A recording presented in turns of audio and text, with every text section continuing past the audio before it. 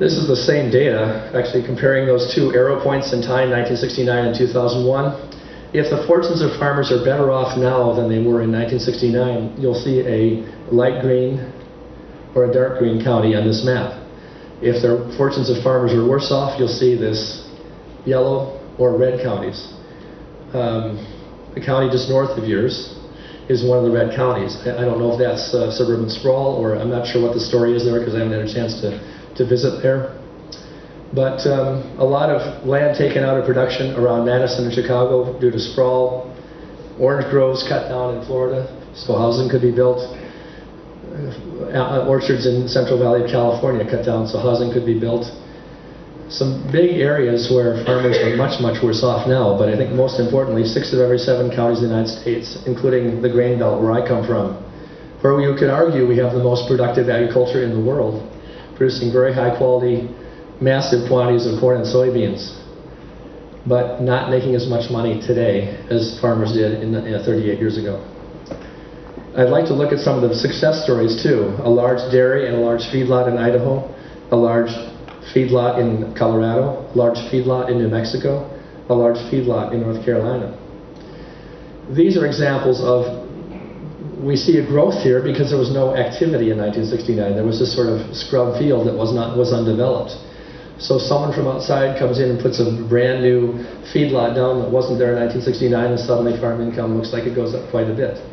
It's a good thing in some respects, but it also represents, as you notice, animals leaving the gorge grown area because people didn't have the margin.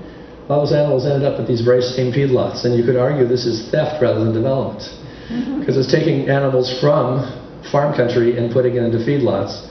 And of course, the larger those lots get, the margin goes down, and that means it's harder and harder for people in small farms to make a living raising livestock. So even this, again, it's a case of where you'd say the successes don't really feel totally like success. They feel like something that has a double-edged sword to it, where you get some money for a while, but someone else loses. One of my favorite stories to tell is Yuma County, Arizona, which is a friend of mine has done some work there, and he told me Yuma County has grown mostly because since 1969 they developed massive 1,000-acre fields of lettuce and spinach and other greens that are raised in very hot, arid conditions. The agriculture is only possible because of federal irrigation systems set up to irrigate those fields and provide the water at low prices.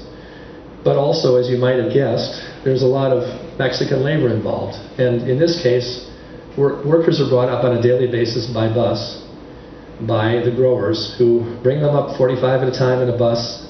They work really hard in back-breaking conditions on hot, sweaty weather, 120 degrees, go home at the end of the day, paid in cash, with no promise to work the next day.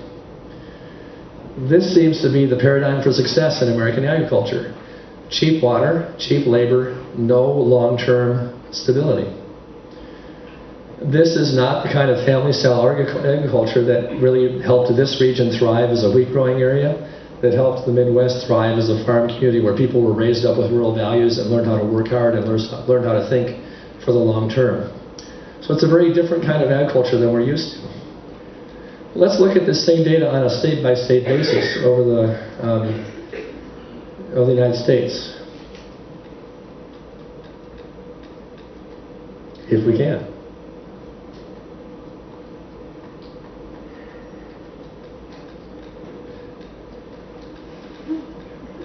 I'm getting a good exercise tonight. My thumb is really working hard. There are only 5 states in the country where farmers are better off today than they were in 1969. Florida, Idaho, Alaska, Arizona, and New Mexico. These are not the states we'd call the farm powerhouses of our country. I'm not saying they're not important, but they're not the ones we would say really produce a lot of the crops. You notice that Washington kind of falls in the middle with $1 billion less of value earned by farmers today than in 1969. The most losing state is Iowa, where farmers earn $4.8 billion less today than they did in 1969. Right next to that is my home state of Minnesota, $3.6 billion less.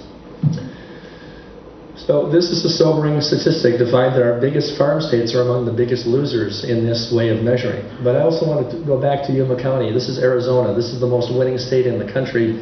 If you take Yuma County out of this chart, Arizona shows up here. So that story of exploitation I told in Yuma County with Mexican workers in irrigation is enough to be the biggest farm state in the United States in terms of gaining from 1969 to 2001. It's a very sobering story in my mind.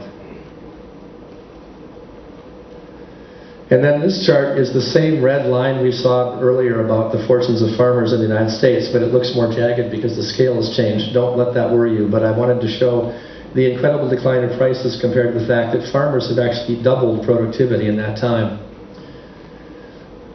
And this is, to me, also a very sobering story.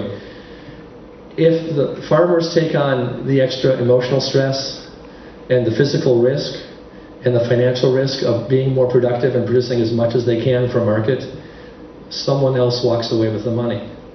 From the standpoint of farmers, it's been a bad investment to be more productive because the market took the money away from them for their efforts.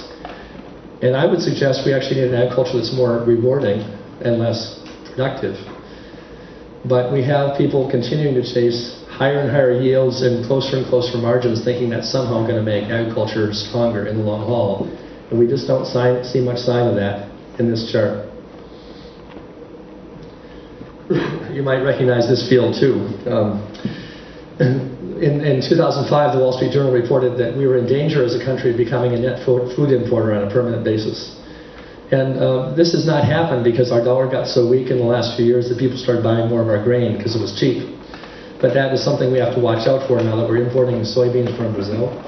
And we're high-cost fruits from Chile and Paraguay and China and Japan.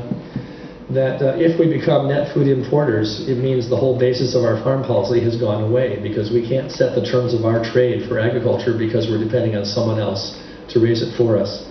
This is a troubling sign for me.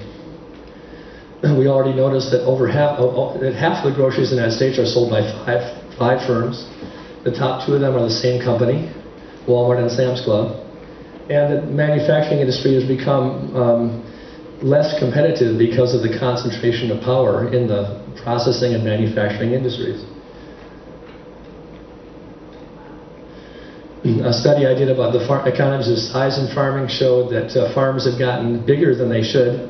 The average farm is most efficient when it's a 1- or 2-person farm because people who work within the family have more motivation and more clarity what they're doing than when you start hiring labor. So there's every reason for production to happen at a fairly small scale, but we've pushed farmers to become bigger than that. And we also found a Federal Trade Commission official doing a study in 1977 showing that the expansion of manufacturing did not create more efficient markets, it just produced more profit for the people who were able to make that happen.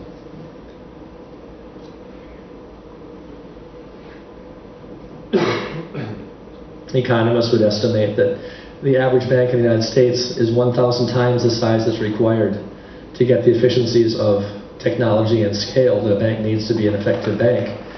And we've seen the sign of this in the housing market crisis, where we've asked banks that are perhaps too large, asking people who are too poor to finance their growth.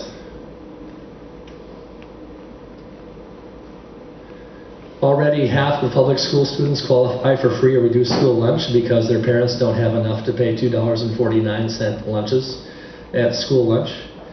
And 10% of the households in the country are labeled food insecure by the USDA, meaning they are not sure at some point during the year where their next meal might come from.